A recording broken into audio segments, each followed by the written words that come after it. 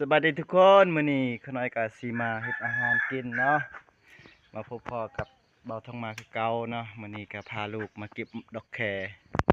อยู่ใกล้อันนี้ก็ลูกชายเนาะเพิ่นก็กำลังกินข้าวแบบ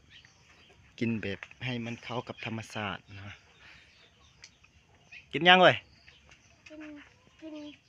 กินน้ำตาลเออบ่มีอาหารนะเพิ่นก็กินกินน้ำตาลเพิ่นว่านะนั่นบ่บรรยากาศนี่สบายดี สวัสดี เจ้าซื้อยัง เจ้าชื่อยัง แกความเลยไปใหม่ระมือหนาวนั่นน่ะระมือใหม่ เลโอ เจ้าซื้อยัง เลโอ What is your name My name is ไป Your name is My name is My name is My name is My name is My name is My name is Mario มาเร็ว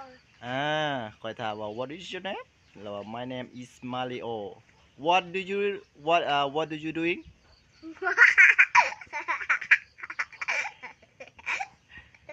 ทำอะไรอยู่ แต่ว่าอะไรอยู่ is ไป is breakfast กินอาหารเช้านะบรรยากาศในยามแลงยามเช้านะพี่น้องอันนี้ก็เป็นน้องน้อยนะคนน้อยเลี้ยงห้อยเนาะเบิ่งหอยแดงแล้วก็เลี้ยงปลาพร้อมแล้วก็ส่วนหลายขาดน้ำเนาะน้ำบ่ค่อยได้มี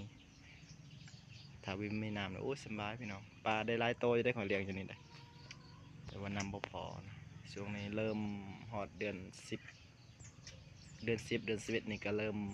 หมดแล้วน้ำพ่นน้ำมันนี่ก็สิเริ่มหมดคือเก่าแต่ว่าไม่มีไฟผ้าเอาสิเฮ็ดลายอยู่